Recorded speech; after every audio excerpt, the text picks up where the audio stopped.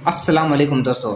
अच्छा जी, एक छोटा सा वीडियो का क्लिप आ चुका है वाज़े कि जो जज दिलावर साहब यानी कि जिन्होंने इमरान खान की गिरफ्तारी यानी कि अरेस्ट करने की जिन्होंने यानी कि अपील दी, जिन्होंने यानी कि हुक्म जारी किया, तो इमरान खान को अरेस्ट कर लिया गया।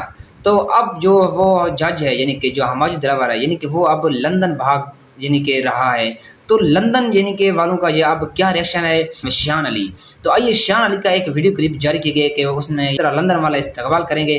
तो वीडियो क्लिप वाज़ा चुका है, आइए उसको सुनते हैं जी। पूरा शरीफ खानदान का मैंने जीना हराम या सही किया मैं ना। आप लोग दिल से बताए किया मैं हराम या नहीं। अभी ये बेकार जज आ रहे हैं लंदन, मेरा आप सबसे वादा है इसका भी मैंने जीना हराम सही करना है।